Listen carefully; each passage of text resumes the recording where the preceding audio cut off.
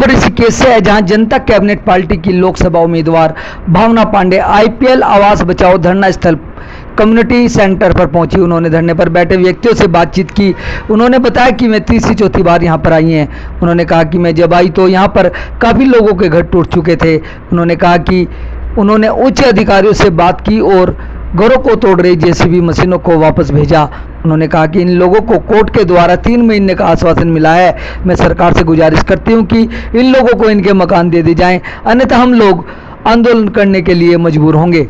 हमें आज़ाद न्यूज के लिए सलीम फारूकी की रिपोर्ट। मैं आज तीसरी चौथी बार यहाँ पर आ रही हूँ और जिस दिन यहाँ पर मशीनें आई थी जेसीबी और मेरा प्लान नहीं था आने का, मैं अचानक आई, इनके लोगों के फ़ोन आए तो तब तक काफ़ी घर टूट चुके थे। तो उसके बाद जब पुलिस प्रशासन से बात हुई, फॉरेस्ट वालों से बात हुई, उनके पास कागज़ पत्तर नहीं थे। और उसके बाद जब हमने कहा कि भाई यहाँ खून खराबा हो जाएगा, तमाम जनता है और आप इनके सर फोड़ोगे, ये आपके सर फोड़ेंगे, तो लिहाजा आप मशीनें बंद कर दो। तो मशीनें बंद कर दी उन्होंने। फिर उसके बाद मैंने ये कहा कि भाई और ज़्यादा लोग आक्रोश में हैं, आप मशीनें ले जाइए। और फिर उसके बाद 15 मिनट में वो लोग मशीनें लेके चले गए और बहाना करने लगे। दूसरी तरफ फिर उन्होंने मशीनें चला दी कि हम खाली घर तोड़ रहे हैं। वो इन लोगों को मेंटल प्रेशर दे रहे हैं। दरअसल बात क्या है कि ये आईडीबीएल कंपनी एक भारत सरकार की कंपनी है। इसको किसी एक बहुत बड़े उद्योगपति ने को दे रहे हैं लोग। और इसी तरह गुड़गांव में भी ज़मीन है, नोएडा में भी ज़मीन है। अभी मुझे विश्वसनीय सूत्रों से पता चला कि ये जो ज़मीनें हैं यहाँ पर इसको खाली करा रही है भारत सरकार। मुख्यमंत्री के हाथ में भी कुछ नहीं है, हाँ, केंद्र सरकार। तो मैं कहना चाहती हूँ धामी से कि भाई फॉरेस्ट की ज़मीन अगर आपकी है तो आप 10 एकड़ ज़मीन में हमारे 1200 परिवारों को जो 55-60 साल से यहाँ रह रहे हैं उनको बसा दो।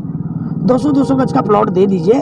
और नहीं तो यहाँ पर बहुत ज़्यादा खून खराबा हो जाएगा और केंद्र सरकार की बदनामी हुई, उत्तराखंड सरकार की बदनामी तो हो ही गई है। तो अगर इसकी अगुवाई मैं करूँगी। और अभी तो हमें टेम्परेरी रिलीफ हाई कोर्ट से मिला है और मैं धन्यवाद करना चाहती हूँ सभी जो कोर्ट तक पहुँचे हैं और इनको थोड़ा 1-1.5 महीने का जो आश्वासन मिला है। और मेरी डिमांड है, मैं बीइंग उत्तराखंड की बेटी और ये मेरे उत्तराखंड के परिवार के लोग हैं, उत्तराखंड के लोग हैं, और मैं चाहती हूँ कि जो लोग 8-12 साल से अगर जिस ज़मीन पर रहते हैं तो उनका मालिकाना हक हो जाता है। तो इनका तो 55 साल 60 साल हो गए हैं। तो आप लोग 200 गज 10 एकड़ हमारे लिए अलग कर दीजिए और 200 गज ज़मीन एक आदमी को दीजिए, तभी ये मामला शांत होगा, वरना केंद्र सरकार के लिए बहुत मुश्किल होगी। मैडम ये नहीं, सरकार ने तो कोई भी आश्वासन नहीं दिया। सरकार तो गुंडा राज चलाती है ना, और एकड़ उठा के फेंक देगी। अभी एक एक करके किसी को बंद कर रहे हैं, किसी को अभी एक लड़का जो नारे कर रहा था, लगा रहा था, जो अगुवाई कर रहा था, उसके ऊपर मुकदमे दर्ज कर दिए। कल मेरे ऊपर भी मुकदमे दर्ज होंगे, मगर मैं तो मुकदमे की परवाह नहीं करती। मगर मैं उत्तराखंड के लोगों के साथ हूँ और मैं सिर्फ ये कह रही हूँ कि ये बात आराम से सुलझ जाए, आपसी बातचीत से समझ जाए। धामी हमें बुलाए और मैं यहाँ के 10-20 लोगों को लेके जाती हूँ, धामी से बात करती हूँ। धामी केंद्र पे इस बात को रखे। और क्यों नहीं मिल सकती है? तमाम आप गुंडे लोगों को फॉरेस्ट की ज़मीन लीज पे दे रहे हो। 99 अभी निकालूंगी इनका इतिहास, तमाम फॉरेस्ट की ज़मीन उन्होंने कितनी लीज पे दे रखी है।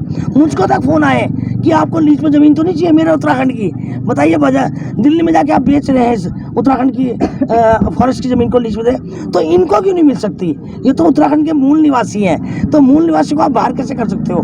10 एकड़ ज़मीन में आपको प्लॉटिंग करनी पड़ेगी, वरना बहुत मुश्किल होगी भाजपा के लिए। मैडम कहा कि भाई देखो तोड़-फोड़ करने से कोई फ़ायदा नहीं है और आप मेंटल प्रेशर दे रहे हैं, इससे कुछ नहीं होने वाला। और खाली ये तब करेंगे जब इनका कोई सोल्यूशन निकलेगा।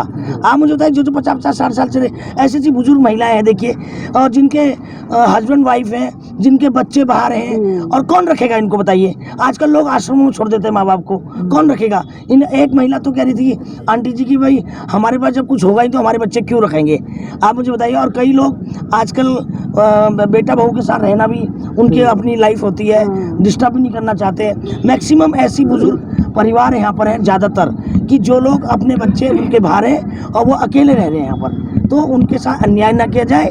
तो धामी भाई से मैं कहना चाहती हूँ, इसको बहुत सीरियस ले और भारत सरकार से बात करें। भारत सरकार से क्या कर, जब उत्तराखंड फॉरेस्ट की ज़मीन आप बता रहे हैं कि आपको मिल गई, तो दो ना लीज पे, 2 गज ज़मीन दो। और मैं यही चाहती हूँ। अच्छा, भावना नहीं, इसके अलावा क्या है आप मुझे बताइए ना। जब में 200 नहीं, तो आप 800 यही दीजिए ना। 800-900 गज एकड़ ज़मीन है, क्या 10 एकड़ भी हम उत्तराखंडियों के लिए नहीं है? तमाम इसमें कई आंदोलनकारी हैं। आप बाहर के माफियाओं को बेचते हो ज़मीन, तमाम नजूल की ज़मीनें मंत्री कब्जा करते हैं और तमाम बेच देते हो आप माफियाओं को। क्या लोकल उत्तराखंड के मूल निवासियों के लिए क्या 10 एकड़ भी नसीब नहीं है जिन्होंने राज्य लिया?